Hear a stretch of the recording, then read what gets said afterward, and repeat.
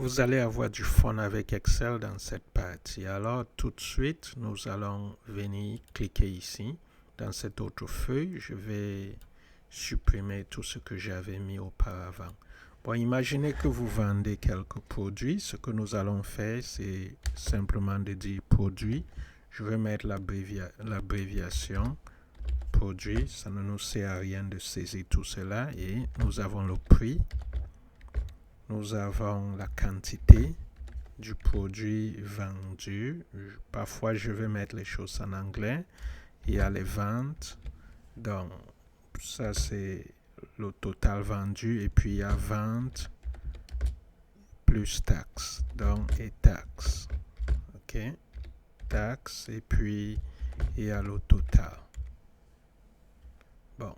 Voilà ce que nous allons faire. Maintenant, nous allons mettre des produits ici.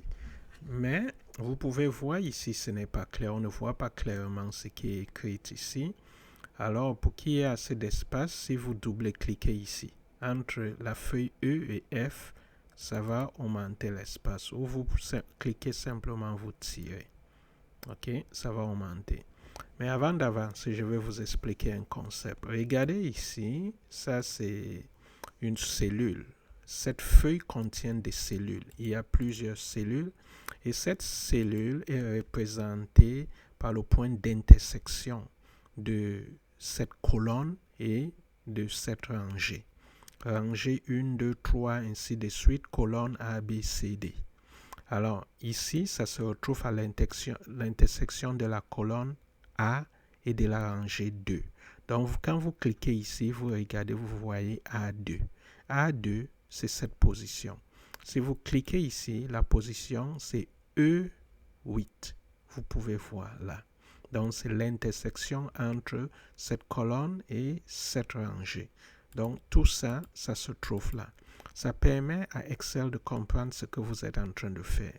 Bien sûr, c'est possible de changer l'appellation de tout ça, mais on ne va pas le faire tout de suite. OK. Ce que je vais faire, c'est de copier tout ce que j'ai mis là.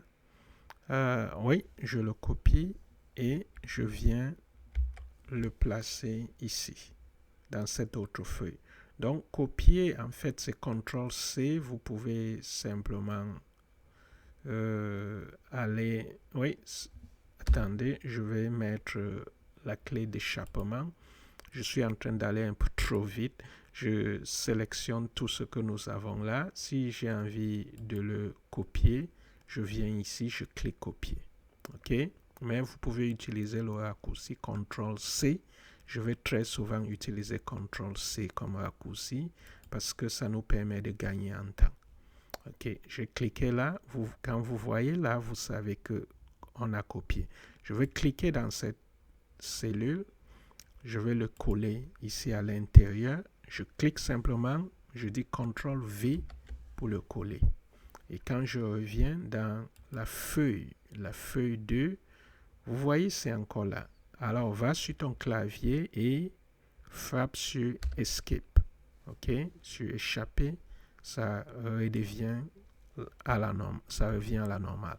Alors, tout de suite, on va aller mettre certains produits. Imaginez que vous êtes en train de vendre des cours. Cours de Java, cours de Python. Ça, c'est des langages de programmation. Cours de VBA. Visual Basic for Application, cours d'Excel, cours de Microsoft Access. Ça, c'est une base de données. On va s'arrêter là. Tout de suite, on va rendre ça en gras. Je sélectionne. Je viens ici cliquer G pour que ce soit gras. Je centralise tout. Et je viens là. Je mets 12. Super. Alors ici, quel est le prix de votre cours de Java? Imaginez que vous vendez à 15 $ parce que vous voulez que ça aille très vite. 15 $. VBA, vous allez aller à 18 $.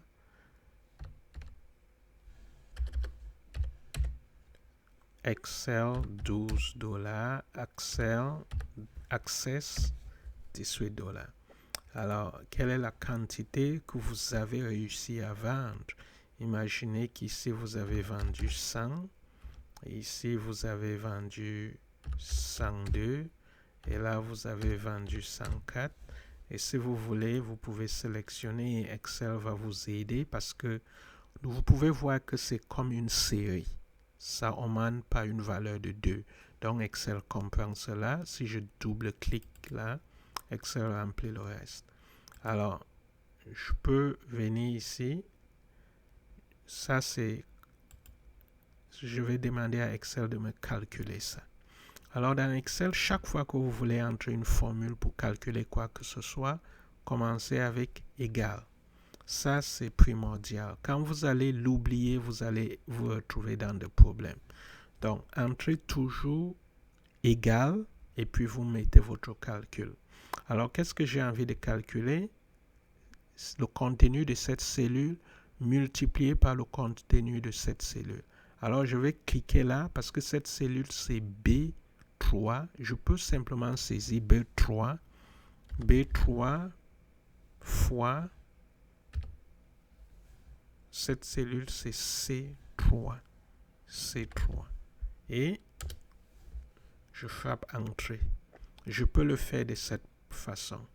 Une autre façon de le faire, je supprime. Donc, égal, je clique simplement là, multiplié par, je clique là et je frappe Entrée dans mon clavier. C'est la même chose.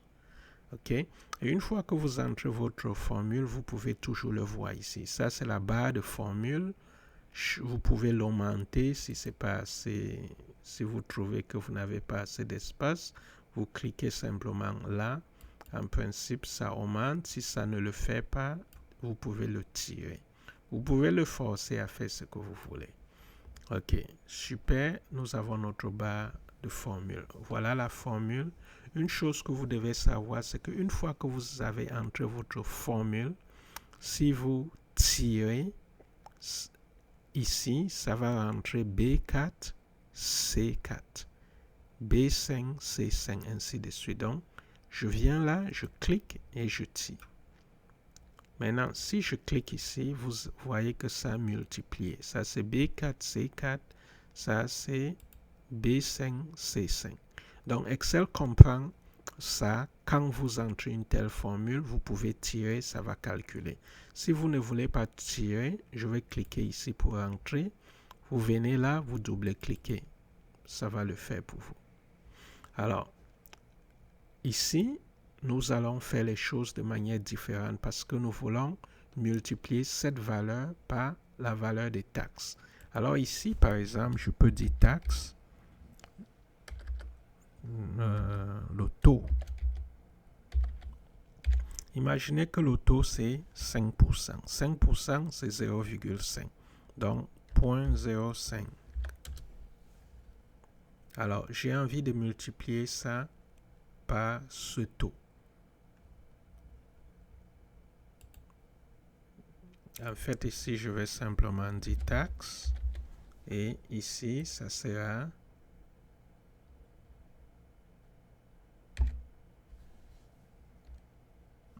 Oui, le total.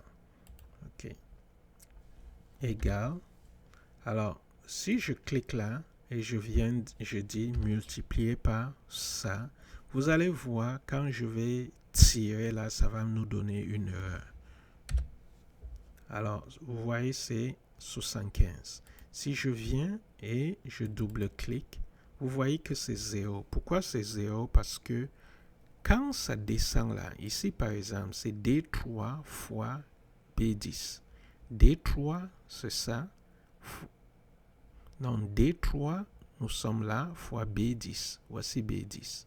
Alors, quand nous passons ici, ça devient D4, qui est correct, fois B11. B11, c'est maintenant là. Donc, c'est descendu. Ça, on appelle ça une formule relative. Donc, chaque fois que vous allez changer, ça change de manière relative au positionnement. Alors, vous voulez faire ce qu'on appelle relatif fois absolu. Ça, c'est relatif fois relatif. Donc, quand ça change, tout change. Mais vous voulez relatif fois absolu. En d'autres termes, quand ça change, que celui-ci reste constant. Et la manière de le faire, c'est simplement d'insérer le symbole du dollar à l'intérieur. Mais il y a un raccourci que j'aime utiliser. Vous cliquez là et vous tapez F4. F4 et je dis Entrée. Maintenant, quand je vais cliquer et tirer, vous voyez, c'est la bonne formule. Vous pouvez cliquer là, vous allez voir que le relatif change, mais ça reste constant. Ici, par exemple, c'est D3 qui est relatif fois B10 constante. Ici, ça devient D4 constante, ainsi de suite. Donc, c'est un peu ça.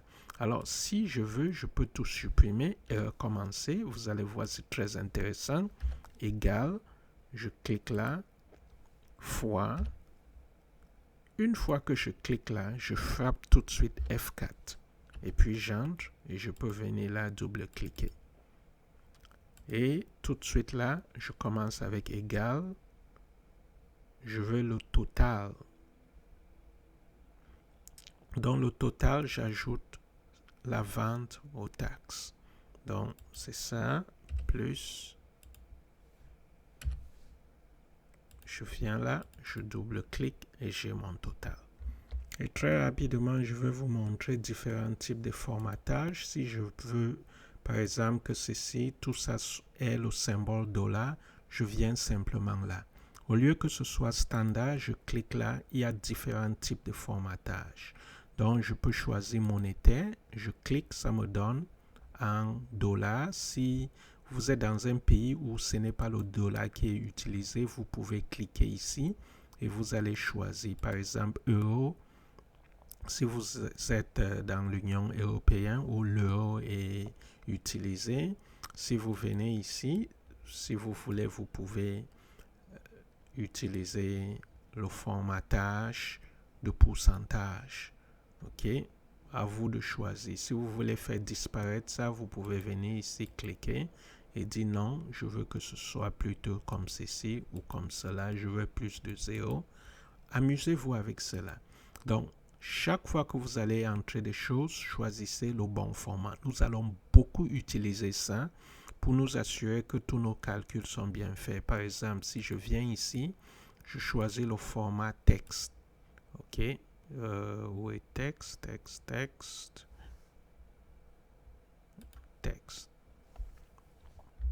Alors, si par exemple, je veux manipuler le contenu de ce format, si peut-être je veux changer l'orientation, je clique sur ces cellules, je clique à droite et puis je vais aller prendre format. Alors voici format de cellule. Alors vous pouvez oui, c'est un texte, alignement, j'ai envie de changer l'alignement, je peux cliquer là tout de suite, je dis OK. Vous allez voir, c'est là et si je veux, je peux le placer encore. Je peux l'ajuster là, je peux le rendre gras, je peux faire ce que je veux. Amusez-vous avec cela et dans la prochaine vidéo, nous allons continuer avec quelques autres manipulations. Nous allons aller chercher un peu plus de données dans Yahoo Finance et on va manipuler avec Excel.